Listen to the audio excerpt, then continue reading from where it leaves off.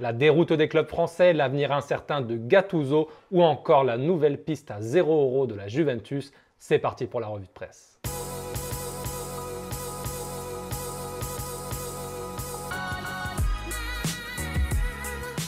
Et on commence cette édition à la une de l'équipe, comme d'hab, avec ce titre « Un monde d'écart », avec cette photo des joueurs de la Lazio à l'issue de leur victoire 3-1 hier sur la pelouse du Vélodrome face à l'OM. Les clubs français ont tous perdu hier en Europa League. C'est terrible, l'OM a donc perdu face à la Lazio de Rome 3-1. Le Zénith a gagné 2-1 face à Bordeaux. Bordeaux menait pourtant 1-0 grâce à Jimmy Briand. Et Rennes a été battu aussi sur sa pelouse par le Dynamo Kiev.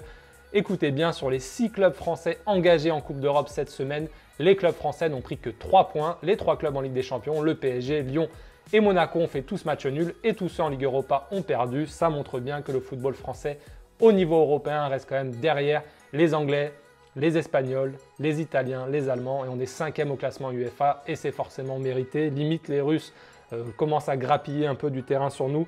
Donc voilà, ce n'est quand même pas une très belle semaine européenne pour les clubs français. Dites-moi dans les commentaires, est-ce que vous êtes inquiet du niveau affiché par nos clubs français en Coupe d'Europe ou si vous pensez que ça va s'améliorer d'ici la fin de saison en cours. Mais il n'y a pas que les clubs français qui sont en difficulté, il y a aussi l'AC Milan qui a été battu hier sur sa pelouse 2-1 par le Betis Séville avec notamment un superbe but de Giovanni Lo Celso, le joueur prêté par le PSG, un amour de frappe enroulé, pas en pleine lucarne mais en tout cas magnifique. Et regardez le titre de la Gazzetta dello Sport. Le Milan ne grogne plus avec cette photo de Gattuso. Alors, comme Gattuso est surnommé le grogneur, Ringgio en italien, voilà, là le titre c'est une référence à ça. Il est annoncé sur la sellette depuis plusieurs semaines. Là, cette nouvelle défaite ne va pas jouer en sa faveur. Le quotidien au papier rose relaye toutefois cette petite phrase de Leonardo, son directeur sportif. Il n'est pas en danger, voilà, en parlant de Gattuso, mais en tout cas, voilà, ça commence à faire quand même beaucoup pour le Milan qui est mal classé en championnat, qui est battu encore en Coupe d'Europe hier. Ça commence en tout cas à devenir difficile pour Gattuso. Dites-moi aussi dans les commentaires si vous pensez que le Milan doit changer d'entraîneur et qui c'est que vous voyez en cas de licenciement de Gattuso pour le remplacer. On file maintenant en Angleterre où les tabloïds reviennent sur le triplé de Loftus-Cheek avec Chelsea hier face au Bate Borisov. Et on a aussi cette info du Times qui est plutôt réputé pour son sérieux qui nous dit, regardez en haut à droite de sa une, la Juventus veut récupérer De Gea gratuitement. Alors la Juventus, vous le savez, est spécialiste de ça, de récupérer des gros joueurs en fin de contrat. Récemment, il y a notamment eu Emre Can cet été. Par le passé, il y avait eu Pirlo, il y avait eu Pogba, Coman.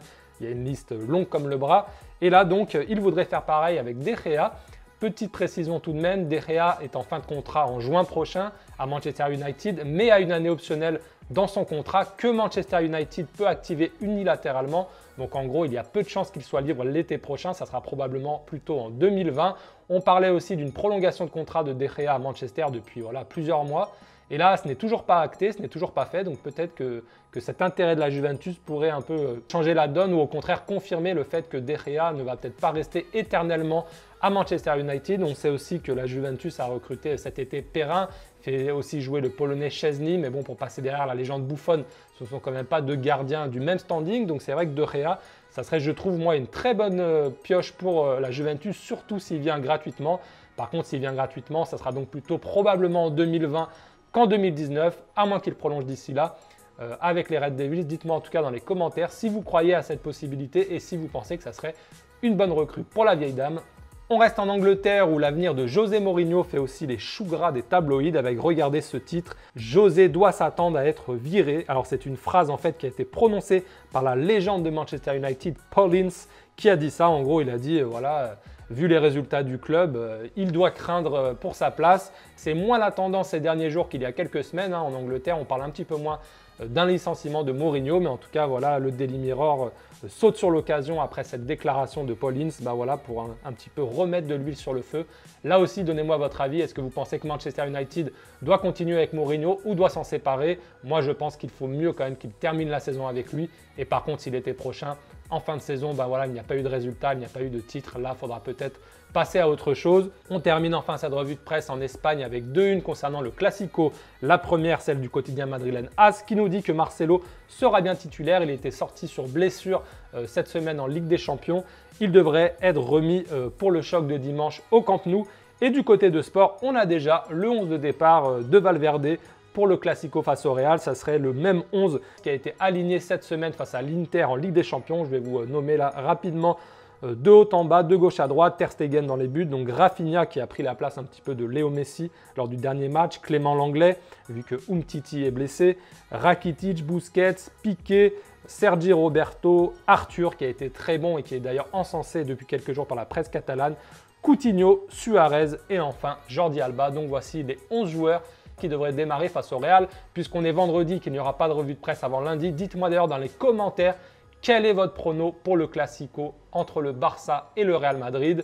Moi je me mouille, je sens aller une petite victoire quand même du Barça en meilleure forme qui va jouer à domicile. Je sens quand même bien le Real Madrid voilà, être costaud, tout donner et donc ne pas se prendre une gifle. Je sens bien aller un petit 1-0 ou un petit 2-0 pour le Barça. Dites-moi vous dans les commentaires quel est votre prono. Voilà les amis, c'est tout pour cette revue de presse du jour. Je vous souhaite une très bonne journée, une très bonne fin de semaine, un bon week-end de foot. Et puis je vous dis à lundi pour une nouvelle vidéo. Ciao!